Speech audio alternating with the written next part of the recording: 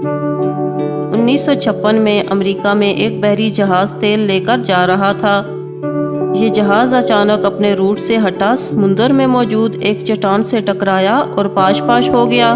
حادثے کے بعد جہاز کے کپتان کو گرفتار کر لیا گیا اور اس سے حادثے کی وجہ پوچھی گئی۔ کپتان نے بتایا کہ جہاز کے ڈیک پر کھڑا تھا، آسمان بالکل صاف تھا۔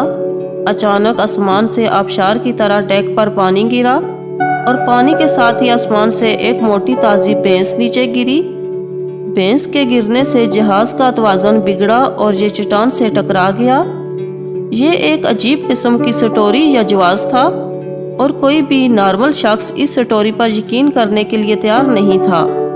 آپ بھی اس پر یقین نہیں کریں گے کیونکہ اگر آسمان بالکل صاف ہو، آسمان سے اچانک آبشار کی طرح پانی گرے اور ذرا دیر بعد ایک دھماکہ کے ساتھ آسمان سے ایک بھینس نیچے گر جائے تو اس پر کون یقین کرے گا؟ کپتان کی بات پر بھی کسی نے یقین نہیں کیا تھا۔ آئل کمپنی نے اس کو جھوٹا قرار دے دیا، پولیس نے اسے مجرم ڈکلیئر کر دیا اور آخر میں نفسیات دانوں نے بھی اسے پاگل اور جھوٹا قرار دے دیا۔ کپتان کو پاگل خانے میں داخل کر دیا گیا۔ یہ وہاں 25 سال تک قید رہا اور اس قید کے دوران یہ حقیقتاً پاگل ہو گیا۔ یہ اس کہانی کا ایک پہلو تھا اور اس پہلو کو سننے، دیکھنے اور پڑھنے والے اس کپتان کو پاگل یا جھوٹا کہیں گے۔ اب آپ اس کہانی کا دوسرا اینگل ملاحظہ کیجئے اور اس اینگل کے آخر میں آپ کو یہ کپتان دنیا کا مظلوم ترین شخص دکھائی دے گا۔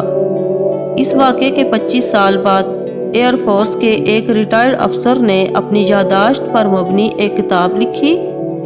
اس کتاب میں اس نے انکشاف کیا کہ 1956 میں ایک پہاڑی جنگل میں آگ لگ گئی تھی اور اسے آگ بجھانے کا ٹاسک دیا گیا تھا۔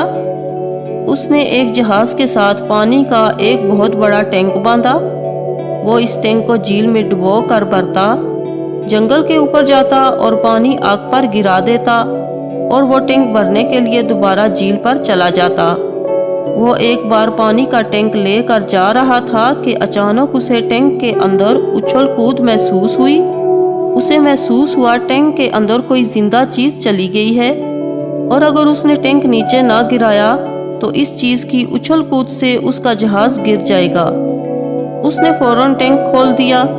ٹینک سے پانی کی آبشار سی نیچے گری اور اس کے ساتھ ہی موٹی تازی بھینس بھی نیچے کی طرف گر گئی۔ یہ پانی اور بھینس نیچے بحری جہاز کے ڈیک پر گر گئی۔ اب آپ کہانی کے اس پہلو کو پہلے اینگل سے جوڑ کر دیکھیے، آپ کو سارا سین تبدیل ہوتا ہوا دکھائی دے گا۔ لہٰذا یاد رکھیے، آپ جب تک دوسرے فریق کا موقف نہ سن لیں، اس وقت تک آپ کسی شخص کی کہانی، کسی شخص کی دلیل پر یقین نہیں کریں گے، کیونکہ جب تک ملزم اور مدعی کا موقف سامنے نہیں آتا، اس وقت تک صورتحال واضح نہیں ہوتی۔ حقائق کیا ہوتے ہیں؟ حقائق کہانی کی طرح ہوتے ہیں، اور آپ جب تک کسی کہانی کا دوسرا پہلو یا اس کا دوسرا اینگل نہیں دیکھ لیتے، اس وقت تک وہ سٹوری مکمل نہیں ہوتی، اس وقت تک حقیقت آپ کے سامنے نہیں آتی۔ لہٰذا زندگی میں جب بھی کبھی آپ ایسی صورتحال کا شکار ہوں، آپ ہمیشہ دونوں فریقین کو سننے کے بعد فیصلہ کریں۔